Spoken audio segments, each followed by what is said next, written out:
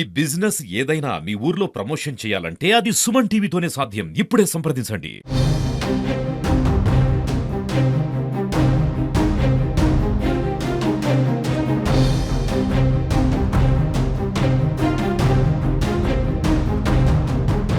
నేడు జరగనున్నటువంటి రజతోత్సవ సభకు వివిధ రకాలుగా కూడా చాలా మంది సభాస్థలానికి చేరుకునేందుకు కూడా వాళ్లకు ఏ విధంగా అయితే వివిధ రకాలుగా కూడా చాలా మంది అయితే ఇక్కడ సభాస్థలానికి చేరుకుంటున్నారు. కొంతమంది ఎడ్ల బండ్లలో కూడా సూర్యాపేట నుంచి కూడా ఇక్కడ సభాస్థలానికి అయితే చేరుకోవడం జరిగింది. ఈ నెల 22న వాళ్ళు అక్కడ సూర్యాపేటలో ప్రారంభమై ఈ రోజు సభాస్థలానికి అయితే చేరుకోవడం జరిగింది. వాళ్ళు ఉన్నారు మనతో పాటు, అయితే వాళ్ళని అడిగి తెలుసుకునే ప్రయత్నం అయితే చేద్దాము. అది అంటే ఎడ్ల బండ్ల మీదనే రావాల్సిన కారణం ఏంటి అనేది కూడా అడిగి తెలుసుకునే ప్రయత్నం చేద్దాం. సార్, అంటే చెప్పండి, ముందుగా ఎడ్ల బండ్లలోనే రావడానికి కారణం ఏంటి?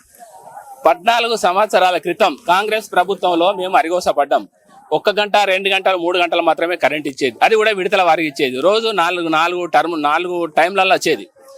అలాంటి సందర్భం నుండి కేసీఆర్ గారు తెలంగాణ ప్రజల మీద వాళ్ళ సెర్చ్ చేసి ఈ ప్రజల యొక్క గొంతును దడపాలే, పంట పొలాలకు బీళ్లకు నీళ్లు ఇవ్వాలని చెప్పి ఆలోచన చేసి తెలంగాణ ప్రజలకు, మా రైతులకు అన్ని విధాలు ఆదుకున్నాడు. కాబట్టి మేము మా వంతు సహాయంగా స్వచ్ఛందంగా కేసీఆర్ గారి సభకు వెళ్లి స్వాగతం చెప్పాలనే ఉద్దేశంతో మేము వచ్చాము. అంటే ఇక్కడ మీ ప్రాంతంలో, మీ మండల కేంద్రంలో ఈ సభ అనేది జరుగుతుంది.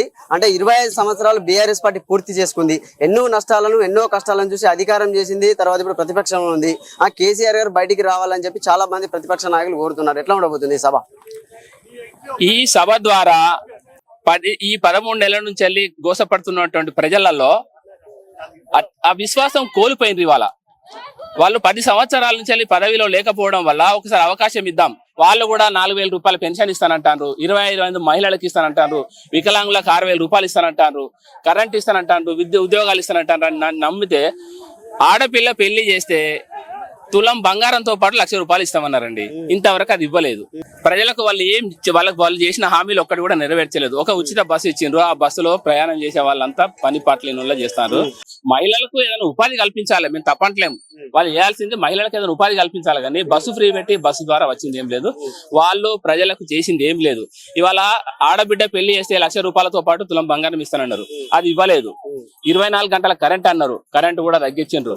ఆడపిల్లలకు 2,500 రూపాయల పెన్షన్ ఇస్తానన్నారు. అది ఇవ్వలేదు. మామూలు పెన్షన్దారులకు 4,000 రూపాయలు ఇస్తానన్నారు. అది ఎగ్గొట్టిండ్రు. వికలాంగులకు 6,000 ఇస్తానన్నారు, ఎగ్గొట్టిండ్రు. ఇవన్నీ అబద్ధ మోసాలు కాదా అండి?